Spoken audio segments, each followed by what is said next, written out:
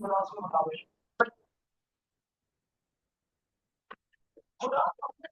alaikum class. Today we are going to start our second lecture on our second unit. You can say that is history of psychiatric mental health and psychiatric nursing. So this is our second lecture on second unit. पिछले lecture में हमने पढ़ा था सारा mental health nursing mental health और जो dilemmas थे जो फैक्ट्स एंड फिगर्स थे जो टाइप्स थी मेंटल हेल्थ नर्सिंग की जो कैटेगरीज आती हैं हमने डिजीजेस पढ़नी है हमने वो सब हमने पिछले यूनिट में डिस्कस किया था। तो जो भी हमारा नेक्स्ट सेकंड यूनिट है वो है हिस्ट्री ऑफ साइकेट्रिक या साइकेट्री मेंटल हेल्थ और psychiatric nursing. We have a definition on psychiatry. So, what does it mean by psychiatry? Psychiatry is a branch of medicine focused on the diagnosis, treatment, and prevention of mental, emotional, and behavioral disorders. पहले तो ये है कि आप सबसे पहले जो हमने पढ़ा था वो था mental health and mental illness. हमने सबसे पहले इन दोनों के बीच में डिफरेंस पढ़ा था। इन दोनों के दरमियान हमने एक कंपैरिजन किया था कि मेंटल हेल्थ क्या होती है और मेंटल इलनेस क्या होती है। मेंटली जो हेल्दी पर्सन होता है वो उसकी करेक्टरिस्टिक्स क्या होती हैं और जो मेंटली इल पर्सन होता है उसकी करेक्टरिस्टिक्स क्या होती हैं। तो साइकेट्री है ये उसी को उन्होंने फर्दर उसको एक्सप्लेन किया है। वो दो टाइप्स थी और साइकेट्री क्या होती है एक पूरी ब्रांच होती है, मतलब एक डिजीज को हमने किस तरह से उसको आगे से पढ़ना है उसको उन्होंने बता दिया। मैंने आपको पिछले लेक्चर में टास्क भी दिया था कि आपने साइकोलॉजी और साइकेट्री में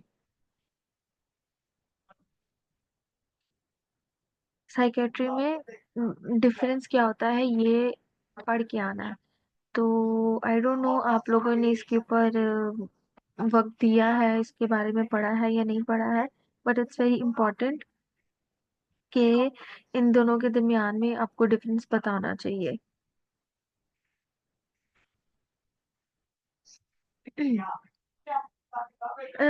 इन दोनों के दरमियान में डिफरेंस पढ़ने के लिए ऑब्वियसली अभी हम हिस्ट्री ऑफ पढ़ रहे हैं, हिस्ट्री ऑफ साइकेट्री। तो पहले हम यही पढ़ लेते हैं हिस्ट्री ऑफ साइकेट्री में क्या है। Definition is the psychiatry is a branch of medicine, मतलब जो साइकेट्री है ये एक ब्रांच है किसकी, मेडिसिन की, जो कि फोकस्ड करती है किस पे, फोकस्ड करती है उसकी डायग्नोसिस पे। जो भी डिजीज हम पढ़े हैं ठीक है पढ़ेंगे या जिस पर्सन को हम डायग्नोज करेंगे, जो पर्सन हमें हमारे पास आया हमने उसको चेक करना है। तो अगर हम उसकी साइकेट्री या उसकी मेंटल हेल्थ या मेंटल इलनेस के अकॉर्डिंगली जो भी हमने उसको परसीव किया उसके अकॉर्डिंगली हम जब उसको डील करेंगे तो हम साइकेट्री के अकॉर्डिंगली चलते हैं। तो साइकेट्री एक ब्रांच है जिस मेडिसिन पे फोकस करती है और उसमें हम क्या पढ़ते हैं, डायग्नोसिस, ट्रीटमेंट, को डायग्नोज कैसे करेंगे, ट्रीटमेंट कैसे करेंगे और उसकी प्रिवेंशन कैसे करेंगे। प्रिवेंशन किसकी अपने करनी है, prevention of mental, emotional and behavioural disorders, मतलब जितने भी डिसऑर्डर्स हैं अगर वो बिहेवियरल डिसऑर्डर है। हमने पिछले लेक्चर में जो कैटेगरीज पढ़ी थी ना, अगर आपको अभी वो मेमोराइज हो रही हो आपके माइंड में, अगर वो मतलब फ्लैशबैक्स आ रहे होंगे तो उनमें इन सब के अकॉर्डिंगली अलग अलग डिजीजेस मेंशन थी। तो उसमें बिहेवियरल डिसऑर्डर्स हो या इमोशनल या मेंटल, मतलब कोई भी अगर किसी भी कैटेगरी का कोई भी डिसऑर्डर है तो उसके अकॉर्डिंगली अगर हमने पर्सन को मेडिसिन देनी है तो उसकी हम डायग्नोसिस उसको हम कैसे करेंगे। अगर वो बिहेवियरल डिसऑर्डर है तो उसके अकॉर्डिंगली उसको डायग्नोज करेंगे और उसी के अकॉर्डिंगली उसको हम ट्रीटमेंट देंगे और उसकी प्रिवेंशन करेंगे। तो इसमें सिंपल उन्होंने ये बता दिया। अब हम वापस आते हैं। मैंने आपको कहा था साइकोलॉजी और साइकेट्री में डिफरेंस आप लोगों ने करके आना है। तो इन शॉर्ट आप मुझे कुछ बता सकते हैं या कुछ कोई भी स्टूडेंट अगर कोई बता बता दे कि साइकेट्री या साइकोलॉजी में क्या डिफरेंस है। तो जो साइकोलॉजिस्ट या साइकेट्रिस्ट होते हैं ना उन दोनों का एम एक ही होता है, मतलब उन दोनों का मकसद यही होता है कि जो मेंटल हेल्थ है वो इम्प्रूव हो जाए। दोनों का मकसद क्या है, एक ही है कि जो मेंटल हेल्थ है वो क्या हो जाए, इम्प्रूव हो जाए। लेकिन अगर हमने इसको मोर डिफरेंशिएट करें तो हम इसमें ये बता सकते हैं कि जो साइकेट्रिस्ट होते हैं ना, मतलब जो साइकेट्री एक ब्रांच है, उसमें जो एक डॉक्टर होता है, जो साइकेट्रिस्ट होता है, ये मेडिकल डॉक्टर्स होते हैं, ठीक है, जो कि प्रिस्क्राइब कर सकते हैं मेडिकेशन। इसमें भी उन्होंने क्या होता है, psychiatry is a branch of medicine.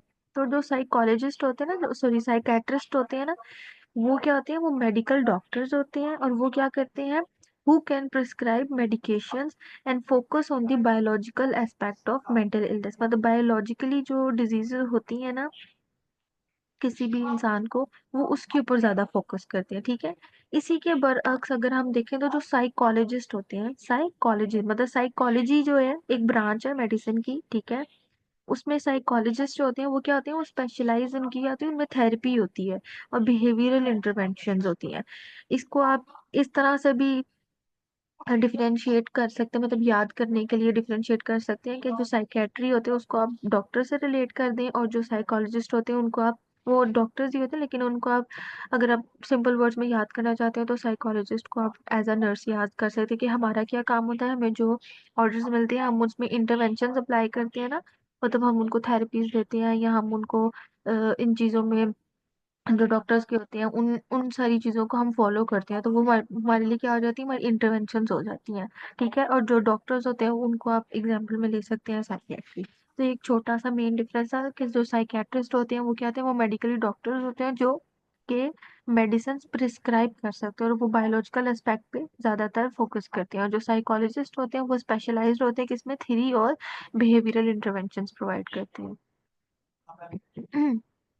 अब अगर हम इन दोनों का फर्दर कंपैरिजन करें तो जो साइकोलॉजिस्ट होते हैं वो उनके पास भी पीएचडी और ये डॉक्टरेट वाले लेवल वाली सब डिग्रीज होती हैं, वो ट्रेन भी होते हैं, ठीक है। वो क्या इमोशंस जो होती हैं, हमारी मेंटल प्रोसेसर्स जो होते हैं उन पे ज़्यादा फोकस करते हैं। इसी के अकॉर्डिंगली अगर हम साइकियाट्रिस्ट को देखें तो वो, उन्होंने ने भी, वो भी मेडिकल डॉक्टर्स होते हैं वो, लेकिन वो क्या करते हैं, वो पूरी जो मेडिसिन होते हैं ना उसको पूरा इन डेप्थ जाके पढ़ते हैं कि ताकि वो प्रिस्क्राइब कर सके उन पेशेंट्स को मेंटल हेल्थ डिसऑर्डर्स के अकॉर्डिंगली मेडिसिन, ठीक है।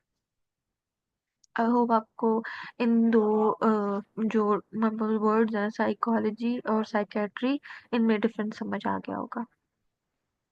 So we were learning about the psychiatry, history of psychiatry. जिसमें first we have gone through the psychiatry definition of psychiatry. That is, the psychiatry is a branch of medicine for that focuses on the diagnosis, treatment, and prevention of mental, emotional, and behavioral disorders. Next, we have psychiatry nursing is defined as a specialized area of nursing practice. ठीक है, psychiatry पीछे हमने क्या है, simple psychiatry की definition पढ़ी है, वो क्या है और उसमें क्या क्या चीजें हम करते हैं। नेक्स्ट हम नर्सिंग से रिलेटेड पढ़ेंगे कि जो साइकेट्री नर्सिंग है वो क्या होती है। जो साइकेट्री नर्सिंग होती है ये क्या होती है, specialised area of nursing practice, ठीक है। ये साइकेट्री नर्सिंग एक स्पेशलाइज्ड एरिया होता है जिसमें नर्सिंग नर्सेज हैं, ठीक है, वो अपनी नर्सिंग की प्रैक्टिस करती हैं।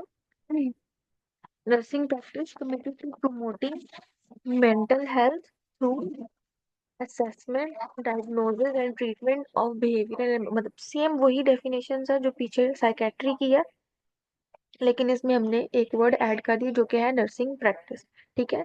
ये psychiatry nursing is defined as a specialised area of nursing practice. ये एक डिफाइंड, इसको हम कैसे करें कि एक स्पेशलाइज्ड एरिया है किसका, नर्सिंग प्रैक्टिस का, जो कि कमिटेड होता है किसमें, कि हम प्रमोट कर सकें मेंटल हेल्थ को। किस तरह हम प्रमोट करेंगे मेंटल हेल्थ को, जो हमें डॉक्टर वो प्रिस्क्राइब करेगा ना, मतलब जो डॉक्टर्स के ऑर्डर होंगे हमने उसके अकॉर्डिंगली पेशेंट को किस तरह से डील करना है।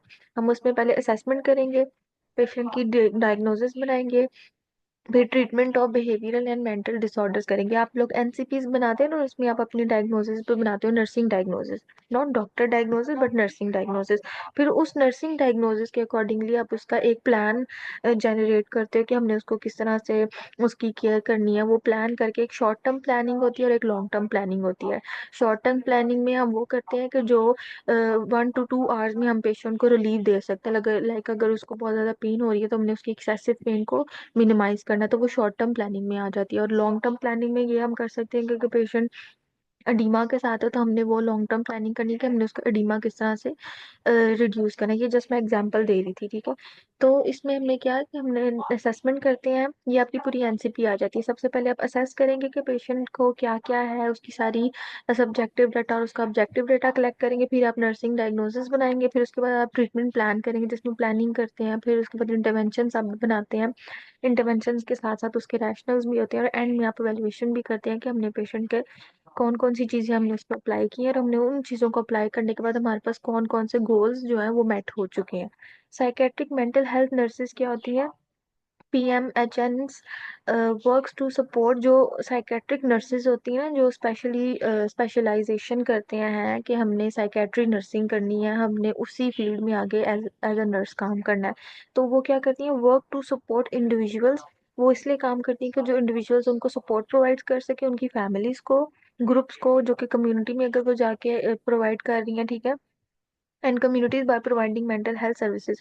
अब कम्युनिटी में जाके भी ऐसी छोटे छोटे कैंप्स लगा सकते हैं, और वहाँ पे जाके एजुकेशनल सेमिनार्स मेंटेन कर सकते हैं, ऑर्गेनाइज कर सकते हैं, ताकि आप वहाँ पे जाके एजुकेशन प्रोवाइड कर सकें, अवेयरनेस प्रोवाइड कर सकें कि मेंटल हेल्थ, अगर आपकी एंजाइटी है, डिप्रेशन है, या आपको स्ट्रेस है, तो आप उसको किस तरह से मिनिमाइज कर सकते हैं।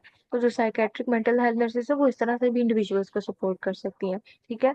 और फिर वो साइकोथेरेपी भी कर सकती हैं, क्राइसिस इंटरवेंशन भी कर सकती हैं, एंड अदर थेरेप्यूटिक प्रैक्टिसेस भी कर सकती हैं। Now I want you guys to let me know what is psychotherapy, crisis interventions, ठीक है, so that we can go further.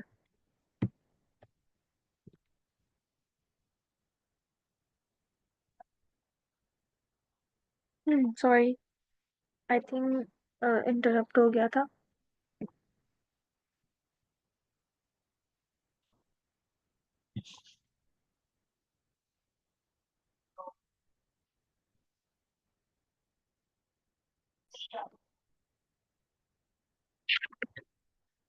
अस्सलाम वालेकुम गाइस, आई एम सॉरी, वो भी शायद रिकॉर्डिंग इंटरप्ट हो गई थी। तो हम किस बारे में बात कर रहे थे? मैंने आपसे पूछा था कि you guys have to tell me about psychotherapy and crisis intervention. So if you know anything or something about this term psychotherapy or crisis intervention, please let me know. Then we can have some little discussion about this as well. Anyone?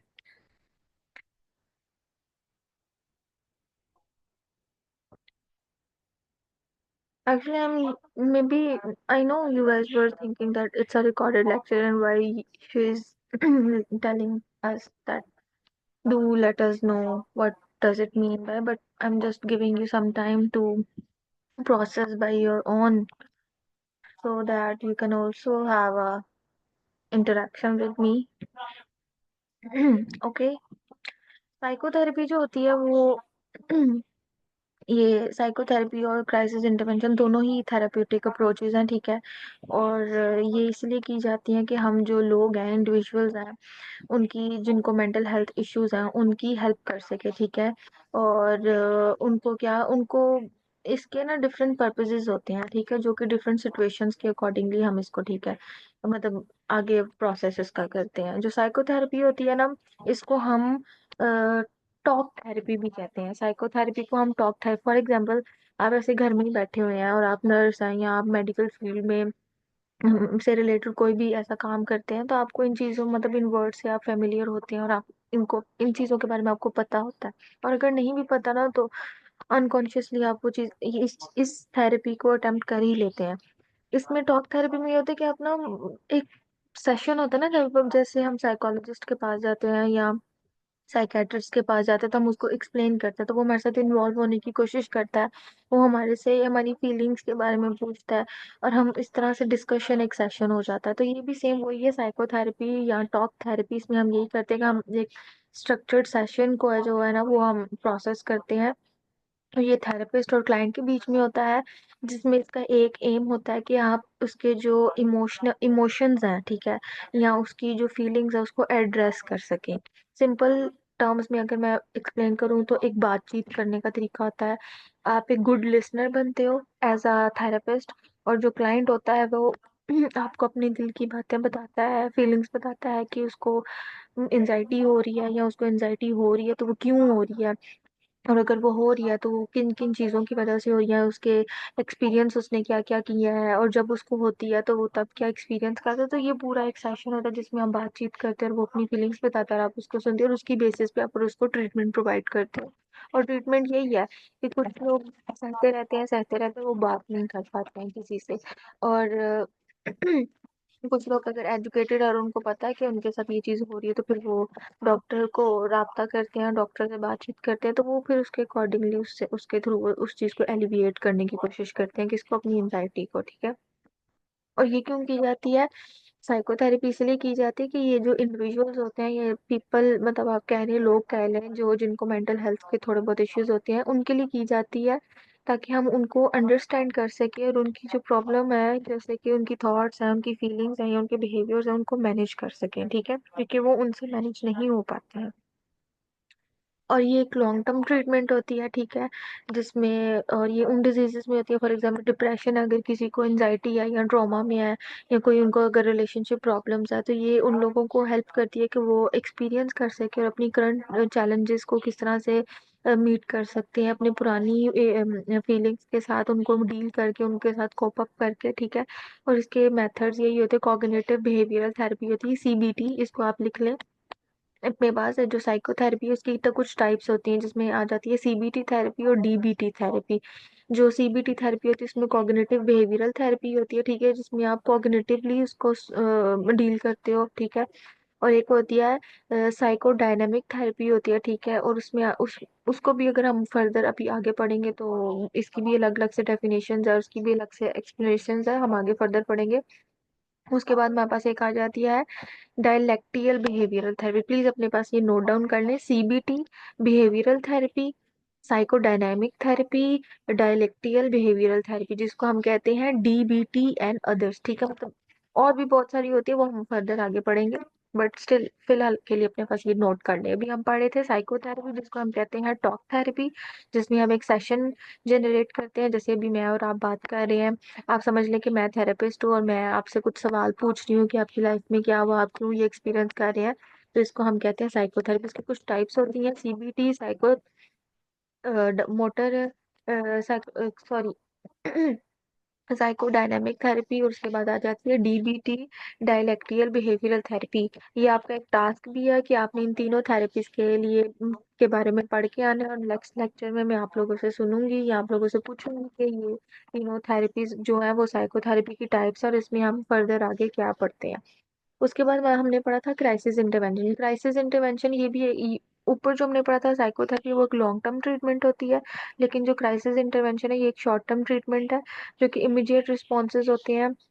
और इसमें भी हम जो person जिसको psychological issues होते हैं acute, उसको deal करते हैं। और इसमें हम क्या कहते हैं, जो ट्रॉमेटिक इवेंट्स उनकी अगर लाइफ में कुछ होता है, फॉर एग्जाम्पल कोई एक्सीडेंट हो गया तो वो उसके माइंड में, सबकॉन्शियस माइंड में वो रह गया, उसने सडन किसी चीज का लॉस हुआ, उसको पेरेंटल लॉस हो गया, उनके मदर फादर या किसी भाई बहन की या कोई भी करीबी रिश्तेदार उसकी डेथ हो गई है, तो वो, और ये अर्जेंट मेडिकल एक इमरजेंसी कंडीशन होती है, और उसमें आप जाकर उनको एक थेरेपी प्रोवाइड करते हो। तो एज अ नर्स आपने तो ऐसी बहुत सारी इमरजेंसीज हैंडल की होंगी, या किसी के डेथ हो गया तो पेशेंट्स आते हैं आपके पास ट्रॉमेटाइज होकर, तो आप उनको बहुत ज़्यादा हेल्प करते हो साइकोलॉजिकली, उनको उनकी इस चीज़ को एलिविएट करने की कोशिश करते हो। तो ये दो टर्म्स थी जो कि हमारी इस डेफिनेशन में आई थी, जिसको हमने आगे भी फर्दर एक्सप्लेन कर दिया और उसके बारे में पढ़ लिया।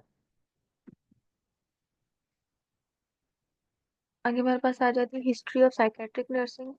The history of psychiatric nursing traces back to the early developments in mental health care and has evolved significantly over time। मतलब यही है कि जो हिस्ट्री ऑफ साइकेट्रिक नर्सिंग है, वो पहले ज़मानों में बहुत ज़्यादा, मतलब इस पे काम किया गया और अब बहुत ज़्यादा इवॉल्व होगी, मतलब बहुत ज़्यादा इसमें एडवांसमेंट आ गई है।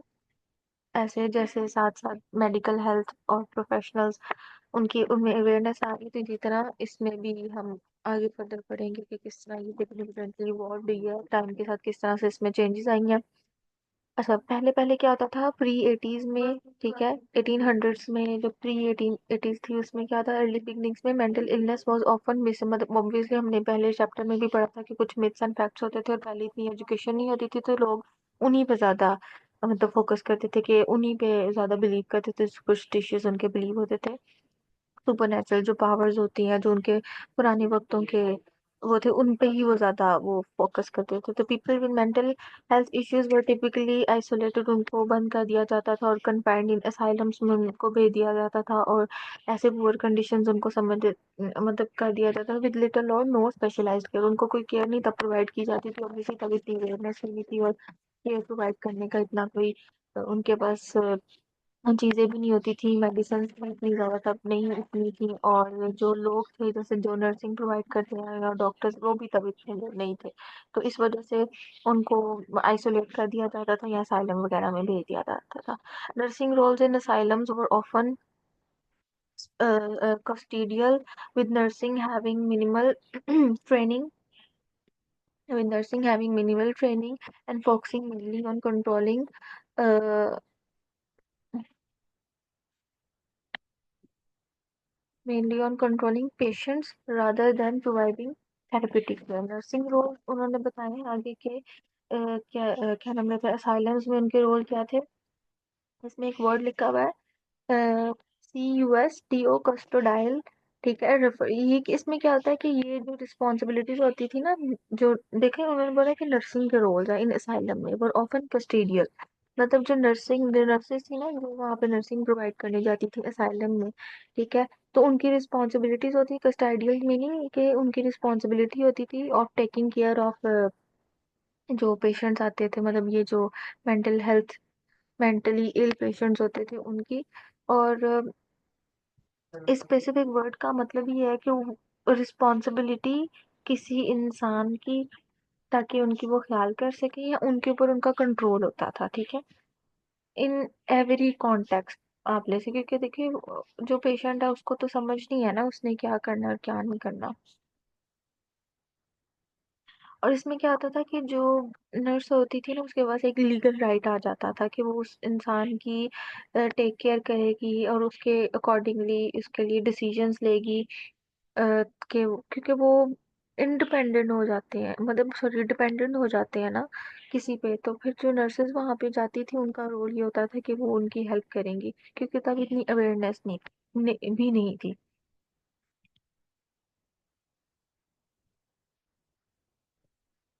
तो इसको इस टर्म में भी ले सकते हैं कि जैसे किसी पर्सन को आप जेल कर देते हो या किसी पर्सन को आप प्रिजन में डाल देते हो, तो ये उसके अकॉर्डिंगली भी, जब आप प्रिजन में ऑब्वियसली जाते हो तो जो लोग आपके ऊपर एक हायर पोस्ट पे होते हैं, जो जिन अथॉरिटी जिनके पास होती है, फिर वही आपके लिए डिसीजंस भी लेते हैं और आपका हर काम फिर वही उसके अकॉर्डिंगली ही होता है, मतलब उनकी परमिशन के।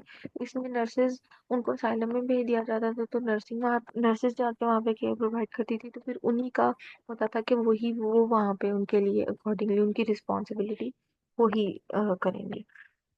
आगे हमारे पास सेकंड आ जाता है द असाइलम एरा। वो प्री 1800s का था, और ये 1800s में जो था वो था।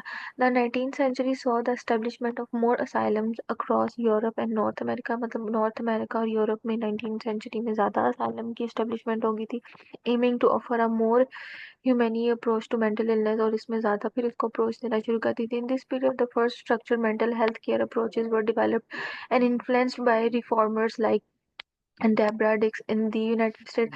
जो पर हमारी पुरानी नर्सेज थी ना, फॉर एग्जांपल जैसे फ्लोरेंस नाइटिंगेल के बारे में आप ऑब्वियसली हर सब मतलब सबको पता होगा, वो स्टोरी सबके सामने बहुत ज्यादा आती भी रही है, लेकिन ये भी जैसे ये जो नर्सेज के नाम लिखे ना, डॉटिया Dix and Philippe Pinel in France and who advocated for more compassionate treatment, ये भी फ्लोरेंस नाइटिंगेल की तरह ही नर्सेस थी, जिसमें उन्होंने अवेयरनेस की थी for nursing.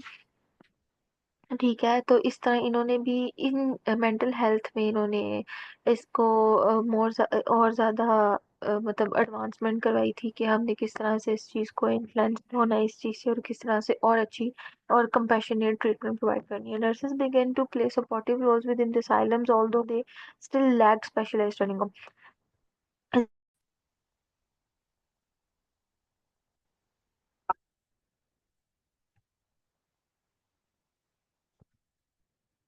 I think internet चला गया था। I am really sorry.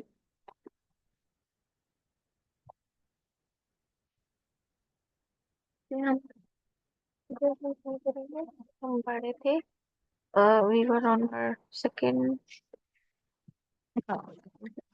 सारे में रात में हम थे, और हमने इसमें लास्ट लाइन पढ़े थे कि nurses began to play supportive role. मतलब इस 19th सेंचुरी में ये होता है कि जो नर्सेज थी वो और ज्यादा सपोर्टिव रोल प्ले करना शुरू कर दिया, तो उन्होंने साइलेंस में, क्योंकि 19th सेंचुरी में साइलम की स्टेब्लिशमेंट और ज्यादा बढ़ गई थी, और इसमें क्या था कि अभी भी उनके पास एक स्पेशलाइज्ड ट्रेनिंग नहीं थी, early formal training.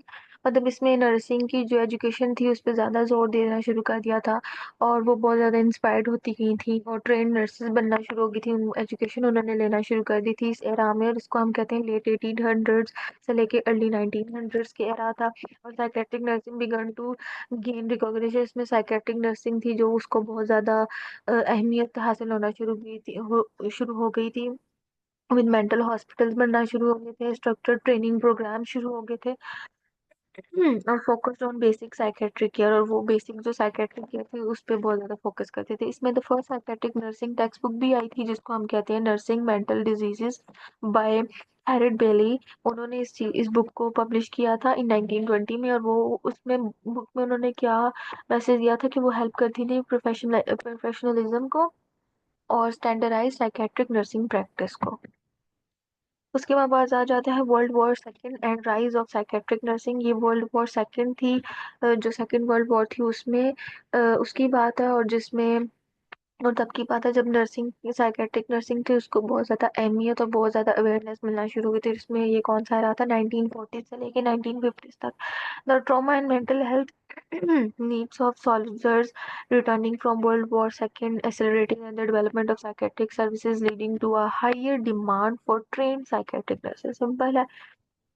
New treatment method जो आगे थे साइकोथेरेपी, इसके बारे में हम ऑलरेडी पढ़ चुके हैं। Psychoanalysis and become more integrated into mental health care, and psychiatric nurses began playing a greater role in therapeutic care। अब साइको एनालिसिस ये क्या होता है, अब आपको जो बताया इसके बारे में। जैसे साइकोथेरेपी होती है इसी तरह साइको एनालिसिस होता है। साइको एनालिसिस ये भी एक थेरेप्यूटिक अप्रोच है, और इसमें साइको मतलब हमने माइंड की, साइको मतलब साइकोलॉजिकली हमने माइंड को किस तरह से पढ़ना है, और एनालिसिस मतलब हमने उसको एनालाइज करना है। साइको एनालिसिस इसलिए हमने इसको कहा है कि इसमें हम माइंड की जो थ्योरी होती है उसके बारे में पढ़ते हैं। और ये सिगमंड फ्रॉड है, एक साइंटिस्ट है, उन्होंने इसको डेवलप किया था in the late 19th century में और अर्ली 20th सेंचुरी में। और उन्होंने अनकॉन्शियस माइंड को, जो हमारा सबकॉन्शियस एक हमारा कॉन्शियस, अनकॉन्शियस और सबकॉन्शियस माइंड होता है, ठीक है। कॉन्शियस जो प्रेजेंट में हम सोच रहे होते हैं, सबकॉन्शियस जो हो चुका होता है वो हमारे बैक ऑफ द माइंड में चला जाता है, मतलब हमारे पास्ट में जो चली जाती है। और अनकॉन्शियस अनकॉन्शियस माइंड मतलब जिसमें कुछ ना कुछ पढ़ा था लेकिन मतलब हमें कुछ याद नहीं होता। तो ये उस माइंड की थेरेपी होती थी। And it influences thoughts feelings and behaviour, तो ये उन चीजों को करता था। अनकॉन्शियस माइंड में ये होता है कि जो ह्यूमन बिहेवियर होता है ना, उसमें कुछ ऐसी थॉट्स होती हैं, हमारी कुछ ऐसी डिजायर्स होती हैं, ठीक है, जो कि हमारे ऐसे अर्ली चाइल्डहुड एक्सपीरियंसेस से आ रही होती हैं। और साइको एनालिसिस का मतलब ये होता है कि हम उन अनकॉन्शियस थॉट्स को हम कॉन्शियस अपने माइंड में लेके आए, किसके जरिए, साइको एनालिसिस के जरिए, ठीक है। एंड बिकम ये psychiatric nurses began playing a greater role, वो ये थेरेप्यूटिक केयर प्रोवाइड करती है। Psychiatric nursing curricula establish nursing school, वही जो हम करिकुलम आपको भी हम प्रोवाइड करते हैं, तो वो साइकेट्रिक नर्सिंग में हमने नर्सिंग स्कूल्स में हमने साइकेट्रिक नर्सिंग के करिकुलम को भी ऐड किया था। और National League for Nursing mayor psychiatric nursing education is requirement for nursing programmes, और हमने इन चीज़ों की बारे में भी फर्दर इसको इम्प्रूवमेंट लाई थी। फिफ्थ है द डी इंस्टीट्यूशनलाइजेशन मूवमेंट, ठीक है।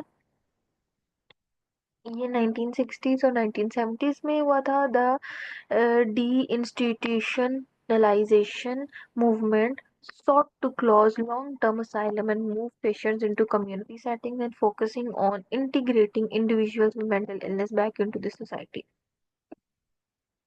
इसमें उन्होंने क्या कहा किया था कि एक मूवमेंट की थी, ठीक है, एक long term to close the long term asylums and move the patient into the communities. मतलब पहले तो ये था ना कि हम जो पेशेंट्स थे उनको क्या नाम लेते हैं, उनको हम वो कर देते थे, असाइलम में भेज देते थे, उनको ऐसे जैसे आइसोलेट कर देते।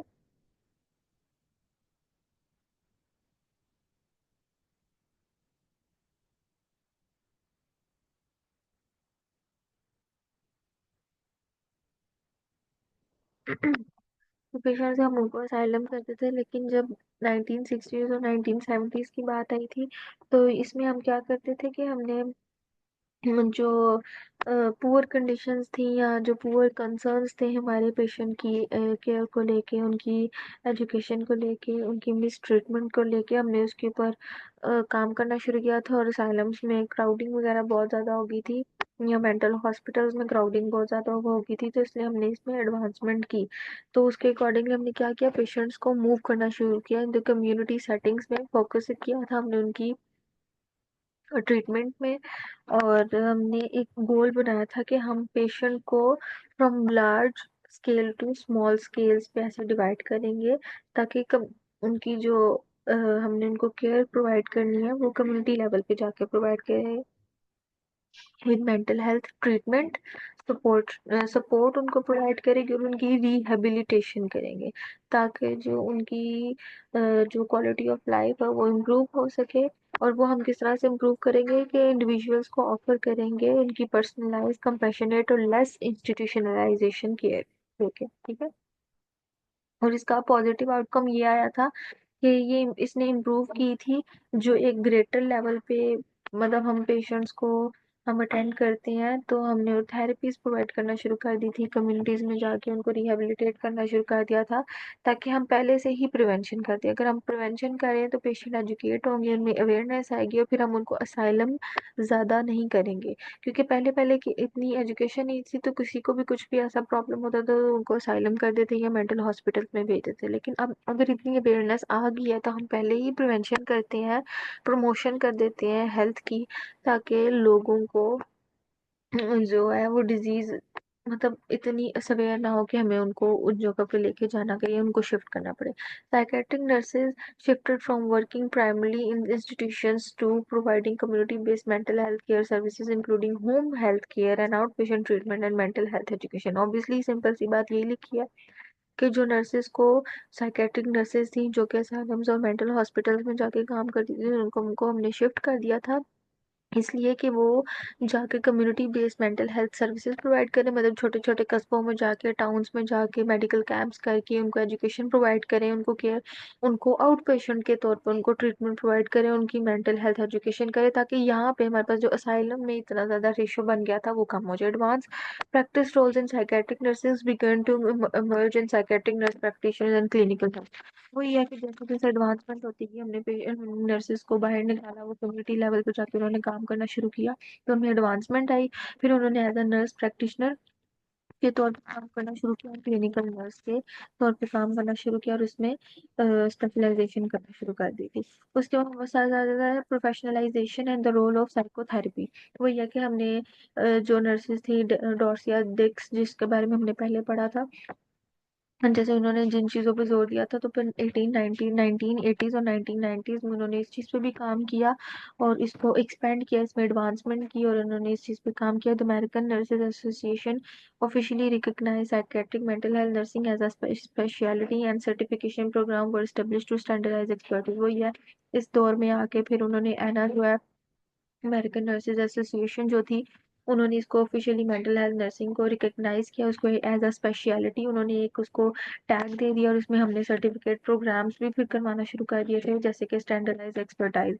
जैसे कि आप अभी भी after your fourth year exam you can specialise in any department, ICU GCU, तो इसमें भी आप कर सकते हैं। Psychiatric nursing increasingly focused on holistic care incorporating both biological and psychological approaches to treatment. Obviously एक साइकेट्रिक नर्स है तो वो बहुत बायोलॉजिकली भी इसको ट्रीट करेगी और साइकोलॉजिकली भी ट्रीट करेगी, क्योंकि अगर किसी इंसान को मेंटल हेल्थ इलनेस है तो वो ये नहीं है कि सिर्फ उसके माइंड लेवल तक उसको डिस्टर्ब करेगी, नो, वो बॉडी लेवल तक भी उसको डिस्टर्ब कर सकती है और उसका कोई बायोलॉजिकल इश्यूज भी हो सकते हैं जिसकी वजह से उसको ये चीज मतलब डेवलपमेंट हो रही है उसमें। मॉडर्न साइकेट्रिक नर्सिंग क्या थी, जो कि 2000 से लेकर अभी तक प्रेजेंट है। Psychiatric nursing constitute to evolve, मतलब ये है कि बहुत ज्यादा इसमें अमांगियत आनी आनी शुरू हो गई थी, इसमें बहुत ज्यादा इंक्रीज हो गया था, इंटीग्रेट होती गई थी, एविडेंस बेस्ड प्रैक्टिसेस आ गई थी, एडवांस फार्माकोलॉजी आ गई थी जिसमें हम और ज्यादा एडवांस ट्रीटमेंट उनको प्रोवाइड कर सकते हैं, टेली साइकेट्री आ गई थी और पर्सनलाइज्ड केयर आ गई थी, ठीक है इसमें।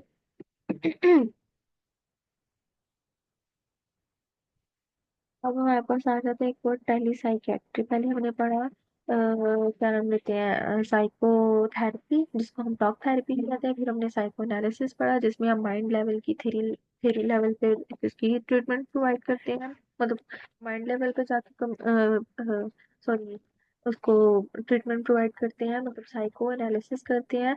उसके बाद हमारे पास अब थर्ड हमारे पास आ जाती है टर्म टाली साइको, बात करना, मतलब और साइकेट्री जो साइकोलॉजिकल उसको इश्यूज के बारे में बात करें तो इसमें जिसमें हम टेली कम्युनिकेशन, इसका दूसरा नाम है टेली साइकेट्री का टेली कम्युनिकेशन, और इसमें क्या है टेक्नोलॉजी, टेक्नोलॉजी के जरिए हमें उनसे बातचीत करनी है, इनके साथ कम्युनिकेशन करनी है, जिसमें आ जाते हैं वहाँ पर वीडियो कॉल आ जाते हैं, जैसे कि अगर अभी मैं आपसे बात करूँ वीडियो कॉल पे तो वो हमारे पास टेली कम्युनिकेशन हो जाएगी, मैं आप फोन कॉल्स पे बात कर सकते हैं, मैसेजेस पे बात कर सकते हैं, ठीक है। और ये क्या करती है, प्रोफेशनल्स जो होते हैं, मेडिकल प्रोफेशनल्स होते हैं, वो डिलीवर करते हैं सारे पेशेंट्स को केयर, ठीक है। फॉर एग्जांपल अगर आपको एंजाइटी या डिप्रेशन है तो आप ये साइकोलॉजिस्ट के साथ अपना एक सेशन बुक करवा सकते हैं और वो टेली कम्युनिकेशन आपके साथ कर सकता है थ्रू अ वीडियो कॉल और फोन कॉल, जिसको हम टेली साइकेट्री कहते हैं। The role of psychiatric mental health nurses practitioners has expand, वो ज्यादा सारी बात है कि बहुत ज्यादा एक्सपैंड हो गया था, बढ़ गया था, कि वो अलाउ कर दिया तो उनको कि वो डायग्नोज भी कर सकती हैं और ट्रीटमेंट भी कर सकती हैं और प्रिस्क्राइब मेडिसिन। आजकल की जो नर्सिंग है अगर उन्होंने स्पेशलाइजेशन कर ली है तो obviously वो इंडिपेंडेंटली इस एरिया में काम कर सकती है, मेडिसिन भी स्टूडेंट्स कैरिंग पेशेंट्स को प्रिस्क्राइब कर सकती है। Mental health nursing today emphasizes patient centred care, cultural competence, trauma informed care and advocacy for patient rights in mental health services। तो जो हमारा सेवन्थ है इसमें हम पढ़ रहे हैं फर्स्ट से लेके हमने एंड तक पढ़ा है, जो मॉडर्न हेल्थ है वो बहुत ज्यादा उसमें इम्प्रूवमेंट आ गया है, किसकी वजह से, एक तो जैसे जैसे टाइम चेंज होता गया उसके अकॉर्डिंग हमारी एजुकेशन लेवल भी इंक्रीज होता गया, तो उसकी वजह से हमारी जो केयर प्रोवाइड करने का तरीका है वो भी उसमें एडवांसमेंट आती है। बस कुछ माइलस्टोन्स आ जाते हैं, ये वही नर्सेज हैं जिन्होंने इन एराज में काम किया है और उसमें एडवांसमेंट और इम्प्रूवमेंट लेके आए हैं। सबसे पहले अगर डॉर्थिया डिक्स आ जाती हैं, हैरिट बेलीज आ जाती है जिन्होंने टेक्स्ट बुक बनाई थी, जो हम पीछे पढ़ भी चुके हैं, साइकेट्रिक नर्सिंग टेक्स्ट बुक थी। और डी इंस्टीट्यूशनलाइजेशन मूवमेंट हुई थी, एडवांसमेंट प्रैक्टिस, ये सब छोटे की पॉइंट्स हैं जो हम पिछले चैप्टर में भी हम पढ़ चुके हैं, तो ये बस रिवीजन ही थी आपकी। कुछ लॉस थे जो कि एडमिशन और डिस्चार्ज के टाइम पे होते हैं मेंटल हेल्थ सेटिंग्स में, ठीक है। तो laws for admission and discharge in mental health settings aim to protect client rights और इंश्योर एथिकल ट्रीटमेंट। ऑब्वियसली हम पेशेंट के साथ अगर वो मेंटली इल है तो अगर हम उसको मेंटली हेल्दी करना चाहते हैं तो जब हम उसका एडमिशन करेंगे या उसको डिस्चार्ज करेंगे तो कुछ पेशेंट्स के राइट्स होते हैं और कुछ एथिक्स होते हैं जिनको हमने फॉलो करना होता है। Number one, voluntary admission, clients can willingly admit themselves, मतलब अगर एक पेशेंट है वो मेंटली इल है और वो खुद आया है अपने आप को एडमिट कराने तो ये एक राइट है उस पेशेंट का कि हम उसको कर सकते हैं, ठीक है। वो अपने आप को खुद एडमिशन करवाने आ सकता है and typically have the right to request discharge, और वो उसके पास ये भी हक होता है कि वो अपना डिस्चार्ज के लिए भी रिक्वेस्ट करे और हम उसको डिस्चार्ज करें, पेंडिंग होना मतलब डिपेंडिंग होना सेफ्टी असेसमेंट। ऑब्वियसली हम पेशेंट का पहले लेवल है तो हम किस तरीके की वो इस लाइक है कि वो अपने इस डिसीजंस को ले सकता है कि वो अपना एडमिशन करा ले या अपना डिस्चार्ज करवा ले, अदरवाइज ये पेशेंट का राइट होता है, लेकिन हमने अकॉर्डिंग टू उसके माइंड लेवल किस तरह का है, उसको किस तरह की मेंटल इलनेस है, उसके अकॉर्डिंगली हमें ये डिसीजन लेना होता है। Involuntary admission, civil commitment in case of potential harm to self और अदर, अगर पेशेंट अपने आप को सेल्फ हार्म कर रहा है तो हम उसका इनवॉलेंटरीली एडमिशन इज परमिटेड, ठीक है। मतलब हम किसी के अगर अकॉर्डिंगली वो एडमिशन करवा रहे हैं तो फिर हम वो उसको परमिट कर सकते हैं। It requires professional evaluation, sometimes a court order और अ रेगुलर रिव्यू। अगर कोई जैसे आप फॉर एग्जांपल है कि आप ड्रामास देखते हैं या टीवी मतलब मूवीज वगैरह देखते हैं कि उसमें कोई अगर पर्सन, उनके घर का ही बंदा फर्द है जो मेंटली मतलब डिसऑर्डेड है, डिसोरिएंटेड है या बहुत ज्यादा मेंटली उसकी मेंटली इल है, तो इसमें क्या होता है कि अगर वैसे तो घर वाले तो ऑब्वियसली वो उसको एकदम से साइकेट्रिक हॉस्पिटल में एडमिट नहीं करवाएंगे ना। और पेशेंट तो इस हालत में ही ना, वो तो खुद को नुकसान पहुंचा रहा है कि वो खुद को एडमिट करे। तो उस केस में क्या होता है कि हमें एक कोर्ट ऑर्डर या एक मेडिकल प्रिस्क्रिप्शन चाहिए होती है कि हमने इस पेशेंट को एडमिट कराना है, तो हम उसके बाद उसको एडमिट करते हैं। क्लाइंट्स के राइट के, clients have right to humane treatment confidently और लीगल रिप्रेजेंटेशन, ये तो बहुत इजी है। डिस्चार्ज प्लानिंग, सेफ डिस्चार्ज होना चाहिए। स्टेबिलिटी असेसमेंट एंड में include after care plans for ongoing support, हम उसको जो फॉलो अप दे सकते हैं उसको केयर प्रोवाइड करने के लिए, और उसको हम फॉलो अप में कह सकते हैं कि वो ऑनगोइंग ट्रीटमेंट भी अपनी करवा सकता है। Judicial review for involuntary clients, जो इनवॉलंटरी क्लाइंट्स आते हैं there are periodic reviews and appeal opinions to ensure for fair treatment. हम बहुत सारे ऐसे राइट्स होते हैं और एथिकल गाइडलाइंस होती है जिनको हम फॉलो करके उनके साथ फेयर ट्रीटमेंट कर सकते हैं। एथिकल इश्यूज जो होते हैं वो कौन से होते हैं? मेंटल हेल्थ सेटिंग्स में इन्फॉर्म्ड कंसेंट होता है one of the most significant ethical issue is obtaining genuine informed consent, especially when patients may be unable to fully understand और process information। वही है कि अगर पेशेंट के घर वाले आए या फैमिली फ्रेंड्स में से कोई भी आया उसको एडमिट करवाने के लिए, तो हम एक इन्फॉर्म्ड कंसेंट होता है वो लाजमी साइन करवाते हैं। ऑटोनमी वर्सेस बेनिफिसेंस, वैसे तो ये एक आपकी असाइनमेंट होनी चाहिए कि आप इस पे पढ़ के आए कि ऑटोनमी और बेनिफिसेंस में क्या डिफरेंस है, क्योंकि ये वो एथिकल इश्यूज हैं जो कि आपके पेपर में बहुत ज़्यादा इंपॉर्टेंट है और ये आते भी हैं और ये आपको पढ़ने भी चाहिए। तो आई एम थिंकिंग कि ये मैं आप लोगों को टास्क दूँ, तो ये आप लोगों का टास्क है कि आप लोग, हम इस पे फर्दर डिस्कशन करेंगे इन आवर नेक्स्ट लेक्चर। लेकिन आप लोगों ने ये पढ़ के आना है कि ऑटोनमी क्या होता है, बेनिफिसेंस क्या होते हैं, इन दोनों में डिफरेंस क्या होता है, इनवॉलंटरी ट्रीटमेंट क्या होती है, कॉन्फिडेंशियलिटी और उसकी लिमिट्स क्या होती हैं, डिस्क्रिमिनेशन में क्या करते हैं और उसके स्टिग्मास क्या होते हैं, राइट्स ऑफ वर्नेलेबल पॉपुलेशन उसके क्या होते हैं। तो ये सब चीज़ें आपने पढ़ के आनी है, ये बहुत इंपॉर्टेंट है और बहुत ईजी है। Will now any question? So thank you class for today's lecture। आप पढ़ के आइएगा, तो इंशाल्लाह नेक्स्ट लेक्चर में हम फर्दर आगे पढ़ेंगे। खुदा आपको अपने ईमान में रखे। अल्लाह हाफिज। Thank you। These are the references, so you can study from these references।